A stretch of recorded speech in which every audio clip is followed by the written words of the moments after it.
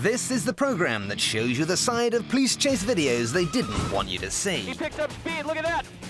Bungled arrests, kamikaze crooks, and cop-based carnage of all kinds. Welcome to Cops Uncut 2, the real car crash TV.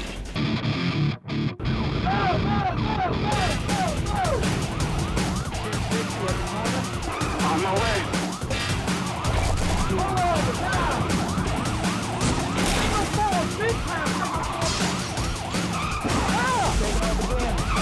Car's on fire.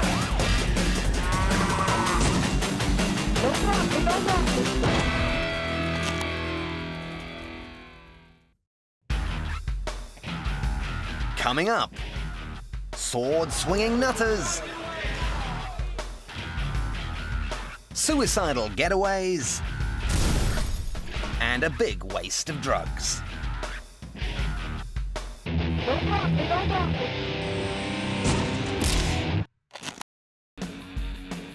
Regular viewers might recognize this distinctive style of filming as the camera work of one Deputy Jack Munsey. Jack was the cop who used his dashboard camera to tape attractive, though completely innocent, female suspects going about their bikini-clad business by the beach. Well, now Jack's back, and as his new footage shows, he couldn't even pull over for some petrol without coming across another pair of shapely starlets to feature in one of his state-funded short films. Though you might question his motives, you can't argue with his judgment. And who's to say that footage like this isn't part of official police business? Just because the two attractive women in a car haven't committed any crime doesn't mean they're not about to. We've all seen Thelma and Louise. How can we be sure that these two aren't moments away from unleashing some mini-skirted mayhem of their own? Another candid clip from One-Eyed Jack, and this time it looks like his attempt to remake the classic 1960s road movie, Girl on a Motorcycle. Or perhaps this is more legitimate police work that just looks like low-rent lechery. That passenger's lack of protective clothing is clearly a hazard to road safety. She's a danger to herself and a distraction to other drivers.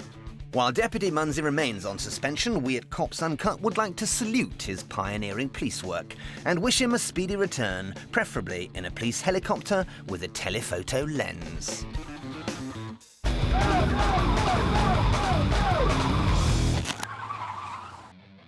They say that 90% of police work is just hanging around.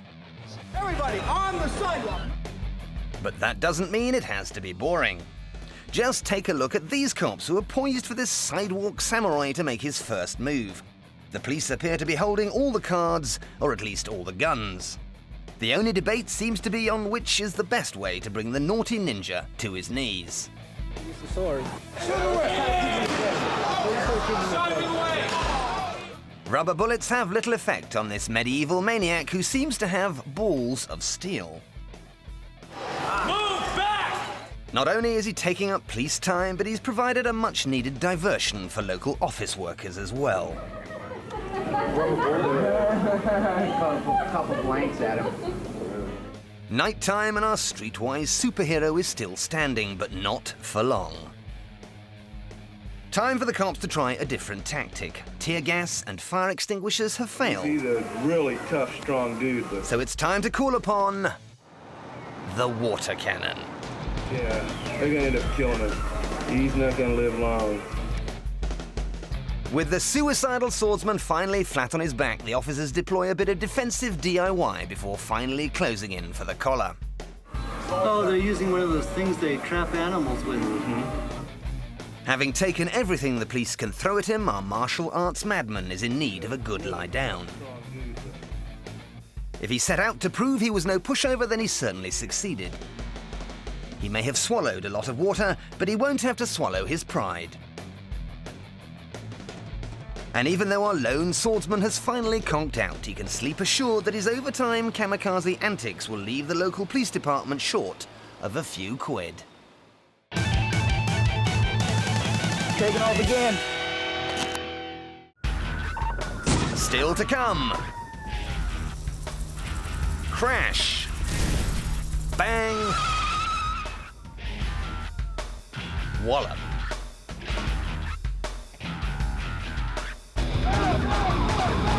Police Academy Lesson 29, Joyriders. Now, despite the name, joyriders normally bring little joy into anyone's lives. Least of all police officers like ourselves who have to be on their tail. Usually the only joy in situations like these is the sheer non-brain delight felt by the person or persons involved as they drive round in a stolen car with no real purpose other than to cause as much trouble as possible.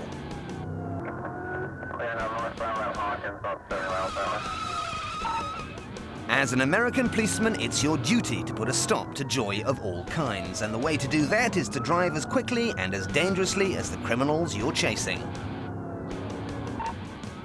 Try to stay as close to your subject as you can. That way, when the opportunity arises, you can claw back a little joy of your own by ramming your suspect into something big and hard, like somebody's house.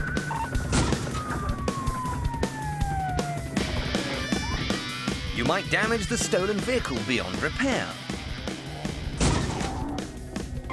You may nearly demolish a private house. And the crooks might even get away. But at least you show the joyriders that they're not the only ones who get a kick out of senseless vehicular violence. Class dismissed.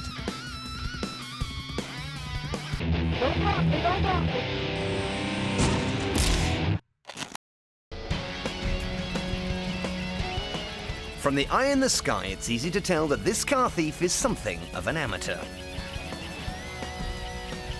To achieve any degree of success in the field of grand theft auto, you need to have a reasonably good sense of direction. As it is, this fellow just seems to be driving aimlessly through the back streets of Miami, leading himself and the police car on his tail round and round in circles.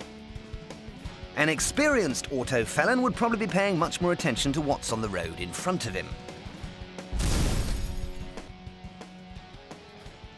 At this junction, the most sensible course of action would be to go left, or possibly even right. As it is, he ends up going nowhere. When the cops arrive, the crook abandons his motor and attempts to run away. But he's just as hopeless on foot as he is behind the wheel. It's not long before his escape is cut short when he's sat on by some of Florida's chunkier cops and carted off to the doghouse. At least everyone knows where they're going now. The victim of the crash is sadly headed for the emergency room. And the clueless crook is on his way to the cooler where hopefully he'll think long and hard about his future as a car thief.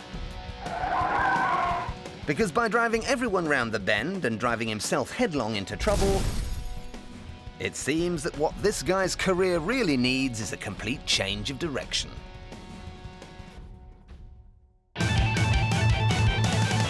Taking off again. The relationship between cop and crook is a bit like a love affair, and as such it needs to be handled very delicately indeed. At first, your suspects might seem shy or need their own space. Early on, the thrill of the chase is all part of the fun. But it's important not to let too much distance grow between the two of you.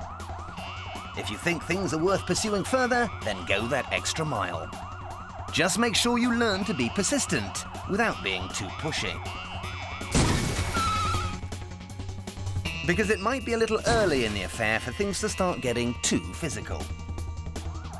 Sometimes it might feel like the relationship's a little one-sided and your advances are constantly being spurned. But as with romance, patience is often the key. So play it smooth, stay close, and show you care.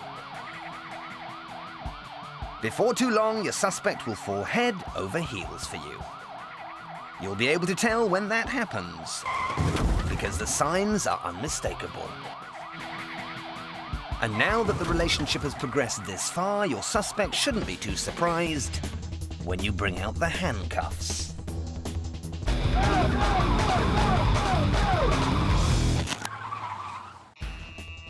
What you're about to witness is a veritable masterclass in bad judgment.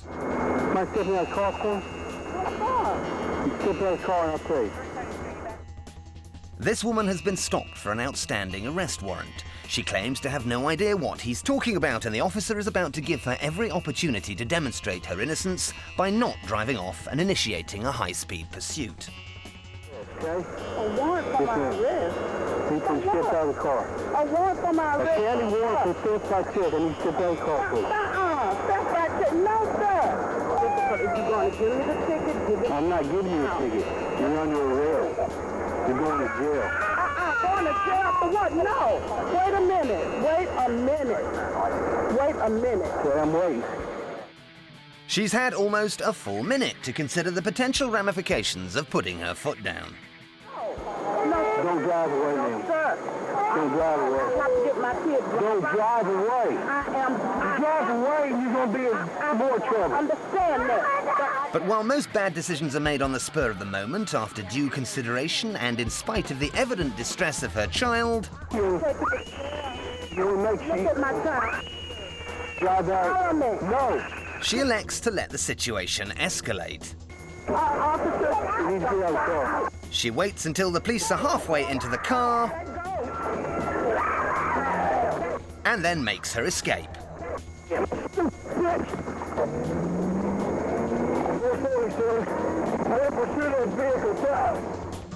While most fugitives head for the highway, this woman has the novel exit strategy of hightailing it into suburbia and leading the cops to her own front door.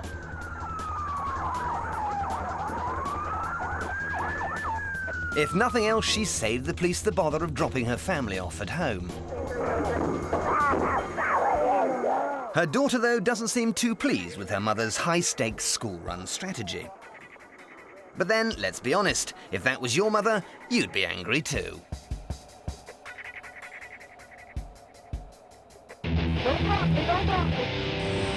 Drunk test dummies. Wherever there's a freeway pileup like this one, Now, you said you've had 2 beers, right? you're sure to find a drunken dummy to test somewhere in the middle of it all. Yeah, I 4 beers. 4 beers, okay. Carl here Good, I just want to run through a couple quick sobriety tests. is precisely the sort of dummy to look out for.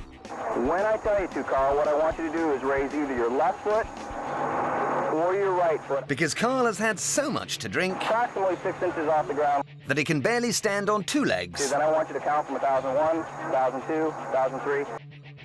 let alone 1. Okay. When you do that, I want you to watch your feet.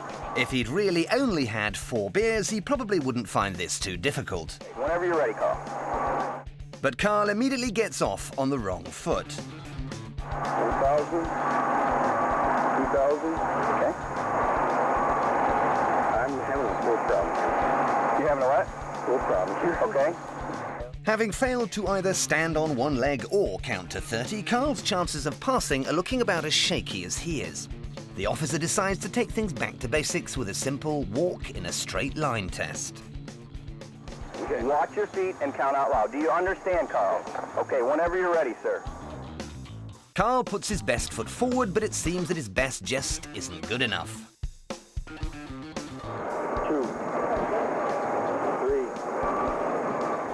3. His meandering shuffle makes him look more like an extra from a dodgy zombie movie than a healthy, sober person. 5.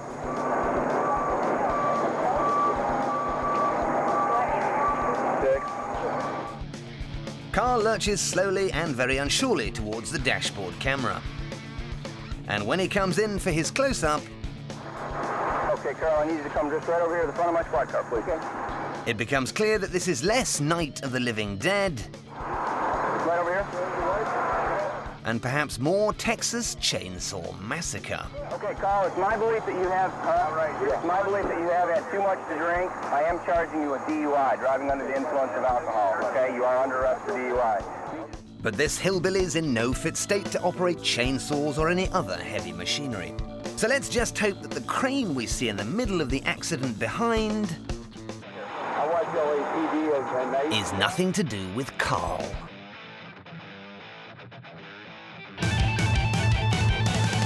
Taking off again. Still to come, as everything seems to be going everywhere, it becomes harder and harder to follow the white lines.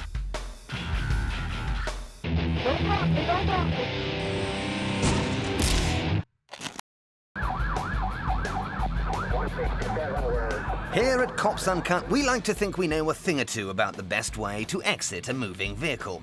The very best way, of course, is not to do it at all.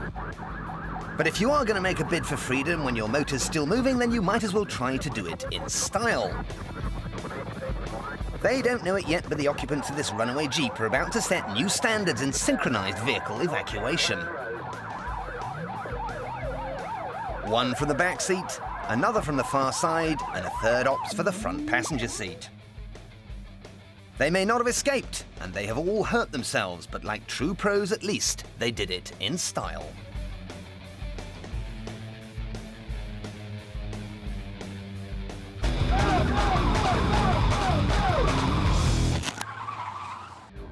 Should be approaching it shortly here.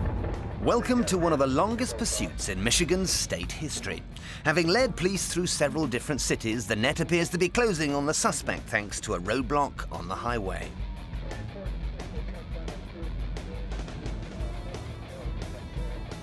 Cops to the left of him, cops to the right of him. But our fugitive plows on regardless, even forcing one of the patrol cars into this unseemly confrontation with the back end of a truck. All right, I'm going to be out checking on him at the... If the police were unhappy with this guy in the first place, it's fair to say that now they're starting to take it personally.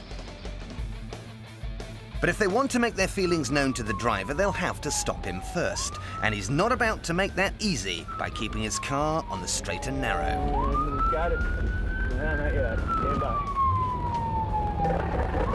Having demonstrated the off-road prowess of his hefty SUV, the determined and desperate driver is beginning to run out of options.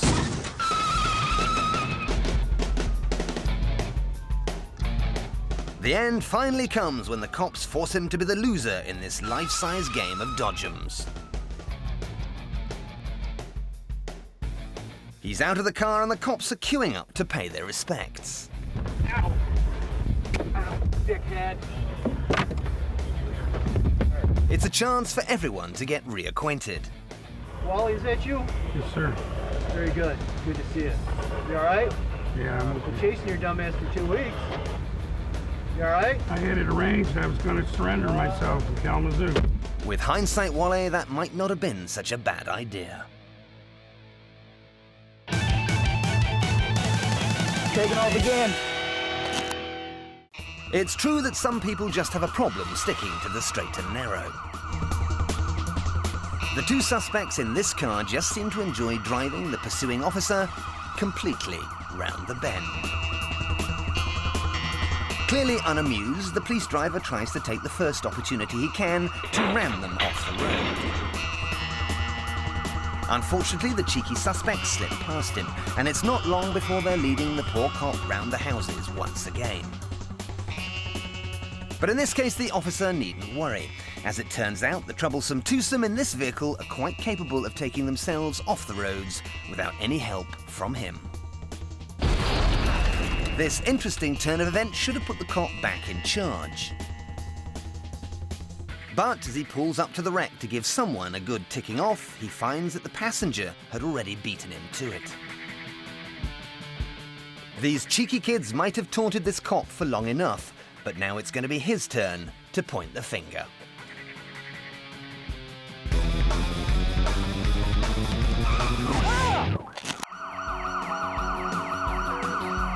Criminals don't usually like to make a policeman's job easy. Take the suspects at this routine traffic stop. I've written a warning for your speed. The trooper may be trained to ask people questions like this, Do you have any firearms with you? but he's not really expecting anyone to say yes. No. You transporting drugs? No. I'd like to look in your vehicle. May I do that? And when a police officer gets uncomfortably close to the truth, it's quite common for the suspects involved to do everything in their power to avoid being arrested. Step back up to the front of that. Hey! Hey! Hold it! Hold it! I'll shoot you. Even if that means Get your ass out of there. dodging a few bullets in the process. Hey, get your ass out of that car. Hey! Let's go. They got dope there. Are they? Yeah. But in this case, when these two customers leave in a shower of gunfire, they return the favor with a little shower of their own. Just threw out their cold plan. Now, it's one thing disposing of the evidence, but it's another thing entirely to dispose of it in full view of the police officers pursuing you.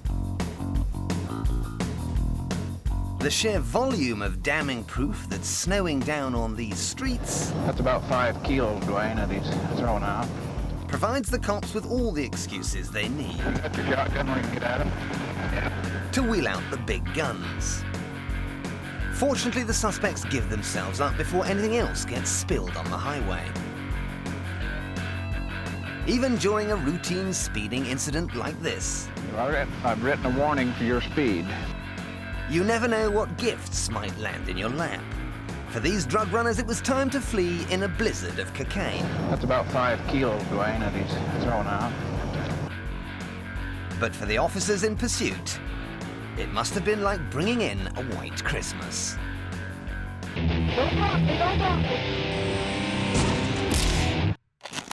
As we sadly get to the end of another show, let's reminisce on today's highlights. Miniskirts blew us away and ninjas showed us their skills.